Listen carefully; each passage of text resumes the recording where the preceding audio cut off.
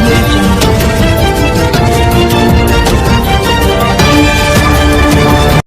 नमस्कार, super India news TV में आपका स्वागत है। मैं हूं राजेश आदि। आइए देखते हैं विशेष समाचार। विपक्ष ने गंवा दिया है अपना मुद्दा। विपक्षी दलों को लग रहा था कि किसान आंदोलन उनके लिए राजनीतिक एटीएम जैसा है, लेकिन प्रधानमंत्री ने उस एटीएम मशीन को ही बंद कर दिया। प्रधानमंत्री नरेंद्र मोदी ने जब प्रकाश पर्व पर तीनों कृषि कानूनों की वापसी की घोषणा की तो आम प्रतिक्रिया थी कि सच हार गया और झूठ जीत गया।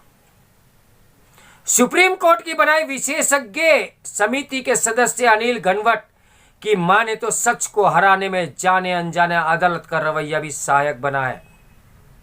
अब सवाल यह है कि आखिरकार हुआ क्यों। इस सवाल का जवाब खोजने के लिए एक दूसरे प्रश्न के उत्तर पर गौर करना होगा। सवाल है कि सरकार के सामने क्या कोई और विकल्प नहीं था? जो गतिरोध बना हुआ था उसका फायदा किसे मिल रहा था? कहावत है, आंख के अंधे नाम नयन सुख। वालों को छोड़ दे तो पूरे देश में बहुमत इस पर सहमत था और है भी कि तीन कृषि कानून किसान, कृषि और देश की अर्थव्यवस्था के हित में थे। तो पहले बात करते हैं कि सरकार के सामने क्या कोई और विकल्प भी था? तीनों कृषि कानूनों का मामला सुप्रीम कोर्ट गया तो सर्वोच्च अदालत ने क्रांतिकारी काम किया। कानूनों की संवैधानिक वैधता जांचे बिना उनके अमल पर रोक लगा दी।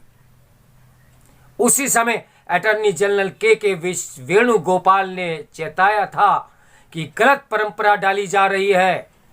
सुप्रीम कोर्ट पंचाट नहीं है, वह संवैधानिक अदालत है। उसे अपने अधिकार के दायरे में ही रहकर काम करना चाहिए। पर अदालत ने तय किया कि वह कानून की वैधता जांचे बिना ऐसा करेगी। उसने किसान संगठनों को अपने पक्ष रखने के लिए बुलाया, पर वे नहीं आए। अदालत ने विशेषज्ञों की कमेटी बनाई। किसानों ने उनके सामने जाने से भी मना कर दिया।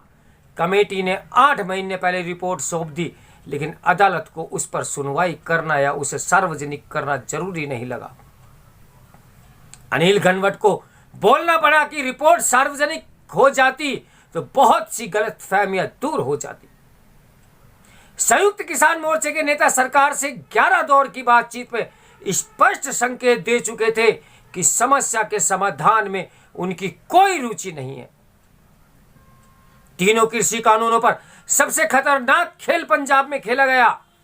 सिखों और खास तौर से जट सिखों के मन में बैठा दिया गया कि ये कानून उन्हें बर्बाद करने के लिए लाए गए हैं। आंदोलन के लिए समर्थन जुटाने में मदद करके सिख गुरुद्वारा प्रबंध कमेटी ने भी इसे हवा ही दी। फिर कनाडा, अमेरिका, इंग्लैंड और अन्य देशों में बैठे खालिस्तानी तत्वों ने पूरी ताकत लगा दी। पिछले 7 साल से मोदी से मात खा रहे विपक्षी दलों को किसान यूनियन के नेताओं ने अपना तारणहार नजर आने लगा। उनके लिए ये यूरेका यानी मिल गया वाला पल था। सारे मोदी विरोधी राजनीतिक और गैर राजनीतिक तत्व आंख बंद करके इस आंदोलन के पीछे खड़े हो गए। जिनके हित के लिए ये कानून बनाए गए वे खामोश थे। हिंसक खामोश बहुसंख्यक पर भारी पड़ रहा था।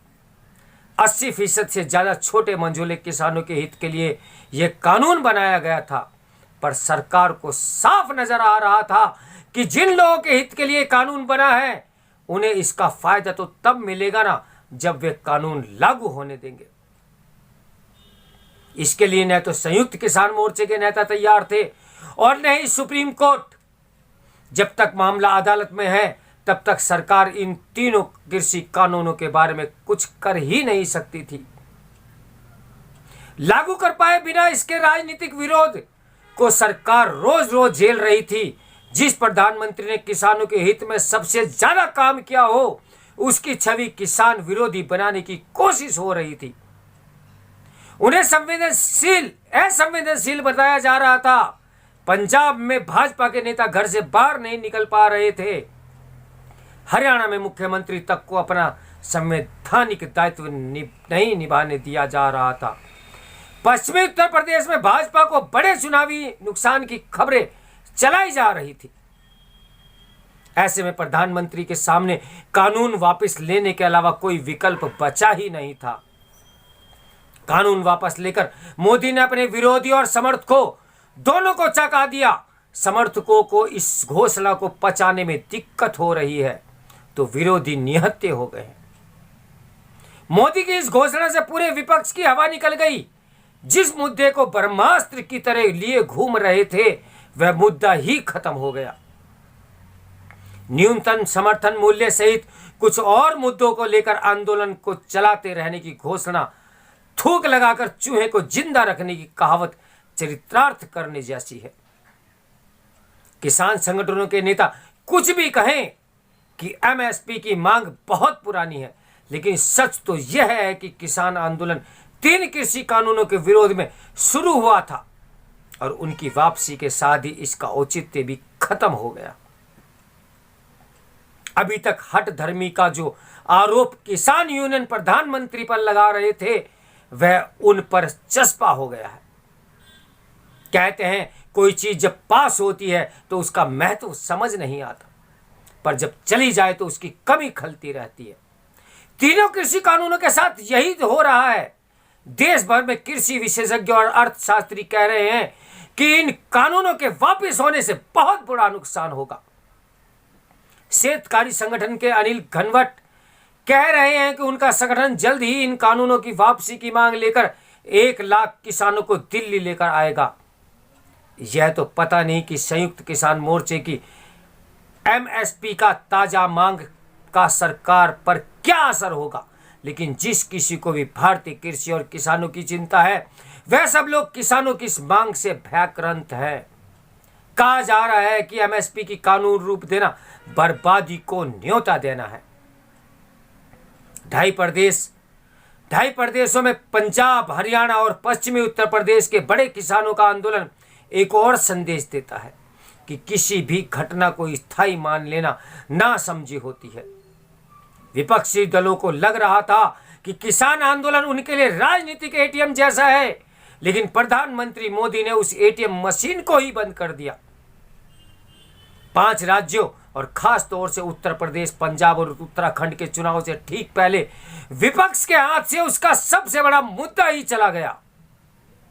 इसलिए कहते हैं कि उधार के सिंदूर से मांग भरने की कोशिश कभी नहीं करनी चाहिए। इस समाचार के लेखक हैं राजनीतिक विश्लेषण एवं वरिष्ठ स्तंभकार प्रदीप सिंह। तो मेरे साथ बने रहिए ऐसे ही समाचारों के लिए। नमस्कार, मैं हूं राजेश आर्य।